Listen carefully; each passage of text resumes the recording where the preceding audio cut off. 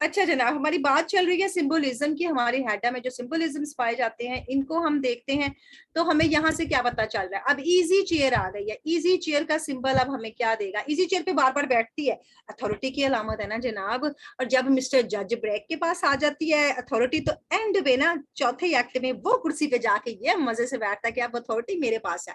और स्टोव जो है ना, ये हसद की अलामत होती है। चूल्हे के पास उस वक्त जाती है जब इसका दिल जलता है, जब ये दूसरों से जलती है। अब ये दोनों दिखाएंगे, एक अथॉरिटी और एक हसद। ये सिंबोलिज्म है जनाब। इजीलियर यहाँ पर हमें क्या इशारे दे रही है, एक तख्त का इशारा दे रही है, एक ऐसी सीट जिसके पास ताकत है। अगर असल में देखा जाए ना, तो हेडा ही तो एक ऐसी है जो इस कुर्सी के अंदर घुस घुस के बैठती है, पूरे ड्रामा के अंदर चढ़ चढ़ के इजी चेयर पे बैठती है। और हेडा जब थिया को बिठाती है इजी चेयर के ऊपर, तो उस वक्त अथॉरिटी देती है, खुद उसके पैरों में बैठती है उस वक्त राज उगलवाने के लिए, एक्ट 2 में। अब कनेक्टिंग क्या किया जाता है जनाब, ये सारी बातें जो है ना, ये हमें इशारे देती हैं। जब आपको इन्होंने दिखाया कि इन्होंने ये हेडा को कुर्सी पे बिठाया, तो हेडा के पास पावर आ गई। थिया को बिठाया तो थिया ने कहा मैंने लवबर्ग पे पावर ले ली। जज ब्रेक को बिठाया तो उसके पास पावर थी। इशारे ही हकाइक क्या करती है कि ये होल्ड्स करती है पावर। कौन ये है हमारी हेडा।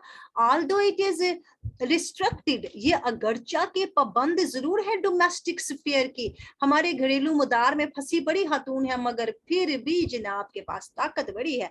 अब वो कौन है जनाब, स्ट्रॉन्गर फिगर है, वो बड़ी ही ज्यादा मजबूत है अपने रिलेशनशिप में टेस्टमैन के साथ जो इसका शौहर है, और वो इसकी खिदमतें करता है लाइक अ लॉयल, एक वफादार एडमायरिंग सब्जेक्ट। हर वक्त तारीफ करना, Hedda you are looking so beautiful, Hedda wow you are so pretty. हर वक्त उसकी तारीफें करता है। वो क्या कहता है, it's so jolly waiting on you Hedda. शुरू में जब उसके आंट टेस्टमैन के साथ बात कर रहा होता है, तो ये लाइन आती है एक्ट 1 में, जब ये अंदर से उठ के आती है और अंदर से सरी हुई उठ के आती है, आती बोलने लग जाती है, पर्दे किसने उठाए हैं, ये मेरी आंखों में सारी रोशनी जो आ रही है, और ये किसने हैट सोफे पे रख दिया। आती अपने रवैये से बता देती है कि बड़ी लड़ाकी बहू है। सास, हालांकि वो उसकी सास तो नहीं है ना, लेकिन सास जितनी तो है ना, कोई उसके साथ अदब का, कोई इज्जत का रवैया नहीं रखती है। क्लास डिफरेंस दिखाती है ना कि मैं बड़ी अमीर हूँ, तुम बड़ी गरीब हो। और वो भी इसमें डोमिनेट होती है। वो भी बर्था के साथ जब बात करती है ना शुरू शुरू में, तो कहती है, बर्था तुम्हें पता है जब हेडा घोड़े पे बैठा करती थी, हम दोनों कैसे उसे देखा करती थी, सोचा नहीं था कभी टेस्टमैन की बीवी बन जाएगी वो। यानी वो भी डोमिनेट होती है इसके इस कैरेक्टर के साथ। ये बड़ी अमीर और कबीर खातून है जनाब। ये भी आपकी कोटेशन है, इसे अच्छा सेव कर ले।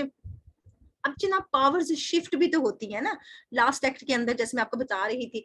प्ले जब ही प्रोग्रेस करता है तो हमें दिखाया जाता है, डेमोन्स्ट्रेट कर दिया जाता है, जाहिर कर दिया जाता है इस इजी चेयर के ऊपर कि अब जज ब्रेक्स विजिट कर रहे हैं। मिस्टर ब्रेक उस चेयर के काबिज बन गए हैं। हेडा जो सिटिंग ऑन करती थी चेयर के ऊपर, अब वो ग्रास पे कब्जे में आ गई है ब्रेक के। अब बैक ऑफ इट, और वो उसके पीछे चला जाता है। पहले हेडा बैठी होती है उसी कुर्सी के ऊपर ना, जब वो कहती है कि ये हर चीज इतनी जो मजाका हंगेज क्यों हो रही है, तो पीछे से जाके ना उसकी कुर्सी को ग्रैप्स कर लेता है। जज पकड़ता है कि अगर तुम चाहो तो सब ठीक हो सकता है। अपने डायलॉग जो उसने बोलने होते हैं ना, ये उसकी बैक पे जाके बोलता है। लीनिंग ओवर हर, उसके ऊपर झुकता है क्योंकि वो ऑलरेडी बैठी होती है, और उस पे पीछे से जाके ना झुक झुक के बातें कर रहा होता है। टू क्लेम, और क्लेम क्या कर रहा होता है, प्रोप्रेटरशिप क्लेम कर रहा होता है। ये बता रहा होता है कि अब जनाब मेरी जो है ना तुम्हारे ऊपर वो बन गई है, मलकियत बन गई है, प्रेपरेटरशिप बन गई है, मलकियत बन गई है। शायद it is the brakes control of Hedda. तो सोचता है कि शायद मैंने अब क्या कर दिया है, प्रोप्रिएटरशिप कर ली हेडा के ऊपर, मलकियत हासिल कर ली हेडा के ऊपर, कंट्रोल कर लिया, ग्रास्प कर लिया हेडा को जो है ना, मैंने अब अपने अंडर ले लिया। लेकिन एंड पे होता क्या है, द स्टेज डायरेक्शन शोज, हमें यहाँ पर वो कुछ दिखाई जाती हैं सिमतें जो बताती हैं कि ये जो ब्रेक था ना, थ्रो मैनिपुलेटिव मेथड कर रहा होता है, उससे अपनी उंगलियों पे नचा रहा होता है। हैज सीज्ड द थ्रोन, वो थ्रोन के ऊपर जाता है और जाके कब्जा कर लेता है। होल्ड्स पावर अवर हेडा, तो हेडा पे अब उसकी पावर बन जाती है। Disposed and powerless Hedda is driven to suicide. ना उम्मीद हेडा, अब हेडा को क्या हुआ जनाब, अब हमारी हेडा ना उम्मीद हो गई है, हमारी हेडा पावरलेस हो गई है, तो मौत को गले लगा लेती है। अगला हमारा जो ऑब्जेक्ट है, जो हमारा सिंबोलिज्म है, वो है चूल्हा। ये चूल्हा क्या करता है? होल्ड्स फायर, इसके अंदर आग जलाई जाती है ना। सिंबोलिज्म है डिस्ट्रक्टिवनेस की, आग जला के तबाही मचा देती है हर चीज को। लिहाजा ये जो करेक्टर है ना, इनके ट्रेट्स दिखाए जाते हैं, जो भी करेक्टर्स है उनकी हसलतें हमें दिखाई जाती हैं कि मोस्ट एसोसिएटेड हैं किसके साथ? हैडा के साथ। जो भी हैडा के साथ होते हैं तो हैडा उनको जलाना चाहती है, उनको आग लगाना चाहती है, उनको तबाह करना चाहती है। जो ही ब्रेक जो था हैडा के पास गया तो हैडा ने उस पर भी हमला कर दिया।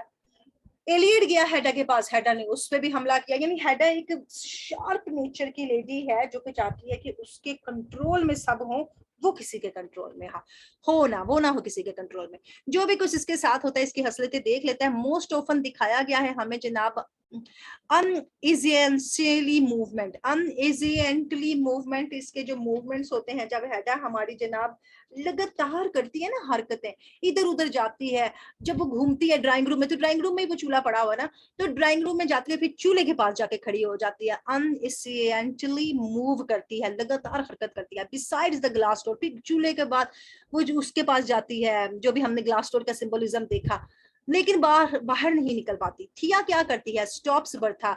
सेकंड एक्ट में बर्था को कहती है मत मत आग मत डालो, क्योंकि थिया की नेचर नहीं है आग को जलाने की। थिया कहती है आग ना डालो। It is contrasted with हैडा। अब यहाँ पर हैडा का कॉन्ट्रास्ट हो जाता है इसकी नेचर के साथ। ये चाहती है आग बुझ जाए, लेकिन हैडा की डिजायर क्या है? रिफ्यूल इट, आग पे और तेल छिड़को। ये कहती है लकड़ियां डालो, आग ठंडी हो रही है, आग और जलाओ। तो लिहाजा ये कंट्रास्ट हमें दिखाया जाता है इन क्रिएशंस के अंदर, इन दोनों मखलूकात के अंदर। दोनों मखलूक हैं, दोनों खवातीन हैं, दोनों की नेचर डिफरेंट है। डिस्ट्रक्शन दिखाई जाती है जो कि दोनों कैरेक्टर्स हमारे हैं रेस्पेक्टिव एम्बॉडीड्स, और इन दोनों के अंदर जो जो खसलतें पाई जाती हैं वो हमें इस नजरिए से दिखाई जाते हैं कि एक कहती है आग बुझा दो, दूसरी कहती है आग जला दो। ये जो सीन्स होते हैं ना, वेयर हैडा क्या करती है? मैनिएकली बर्न्स कर देती है द मैन्युस्क्रिप्ट। अब बड़ी बदनीयती से वो मैन्युस्क्रिप्ट को एक एक सफा करके जला रही होती है। यहाँ पर हमें उसकी नीयत का पता चल जाता है कि वो कितनी कीना परवर है। वो जब एक एक सफा करके उसका जला रही होती है तो अपनी कीना परवरी दिखा रही होती है, और चूल्हे के पास बैठ के दिखाती है true extent of her Millais. अब हमें उसके कीने का, उसकी खुदगर्जी का बहुत जबरदस्त और सच्चा हिस्सा पता चल जाता है जब वो इस चूल्हे के पास बैठती है और मैंने उसको जलाती है और कहती है अब मैंने बच्चा जला दिया तुम्हारा, थिया तुम्हारे बेबी को मैंने बर्न कर दिया। ये भी डायलॉग इसके एक्ट के एंड में आते हैं, एक्ट 3 के एंड में ऑलमोस्ट आते हैं। अब यहाँ पर अटरली क्या होता है जनाब? यहाँ पर हमें दिखाया जाता है कि बहुत ज्यादा खौफनाक किस्म की कंडीशन हो गई है जनाब। अपाल्स खौफनाक कंडीशन दिखाई जाती है रीडर को in the burning of the manuscript. से मैन्युस्क्रिप्ट पे बात आ गई जनाब। जब वो इसको जला रही होती है तो हैडा क्या करती है? डिस्ट्रॉय कर देती है लवबो के इस विजन को जो कि फ्यूचर का था, जो कि उसने ये किताब लिखी थी विजन ऑफ फ्यूचर। अब इसकी उम्मीद थी कि स्पिरिचुअल रिडेम्पशन हो जाएगी और रियलाइजेशन कर दूंगा मैं हिज बोहेमियन आइडियाज की।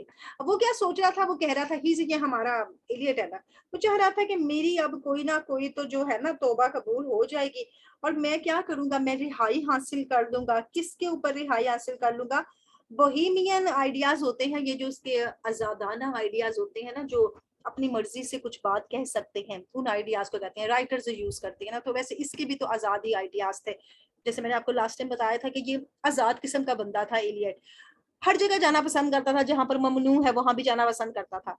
लिहाजा अब जब वो गुम हो जाता है ना उसका मैन्युस्क्रिप्ट से, तो वो हैडा के पास ही सबसे पहले पहुंचता है। हैडा को कहता है हैडा शैतान ही जानता है what hands it's Fallon into, कि किन हाथों में वो चला गया है, क्योंकि वो जानता है कि ये जो मेरे आइडियाज थे वो जिसके भी हाथों में चले गए हैं ना, मुझे वापस नहीं देने वाला वो बंदा।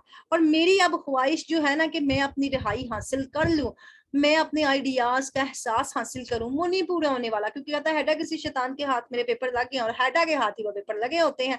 वो देखता है, वो अपना लॉस देख लेता है ना मैन्युस्क्रिप्ट्स का, to be worse and then killing a child. वो कहता है कि कितना बुरा मैंने किया, मैंने हैडा इतना बुरा कर दिया कि जैसे मैंने अपने बच्चे का कत्ल कर दिया। मेरा और थिया का बच्चा था, हमारा ब्रेन चाइल्ड था वो, लेकिन ऐसे लग रहा है कि मैंने इससे भी बुरा काम किया जैसे कोई किसी बच्चे को कत्ल कर देता है। मैन्युस्क्रिप्ट्स को रेफर किया गया है एक बच्चे की तरह, चाइल्ड की तरह। देखिए बड़े प्यारे उसने सिंबलिज्म से सिंबलिज्म निकाले हैं ताकि आपका कनेक्ट जारी रहे। और प्रोडक्ट क्रिएशन दिखाई गई है जी जनाब, दोनों की जो पेशकश होती है मोहब्बत की होती है, जज्बात एक दूसरे को उभारने के, थिया के और लव के जो होते हैं, और डेलिब्रेट कोल्ड ब्लडेड मर्डर हो जाता है, जानबूझकर कत्ल कर दिया जाता है सर्द मेहरी के साथ इस बच्चे को, जो कि क्या था, अनएक्सक्यूजेबल डिस्पाइट द सोशल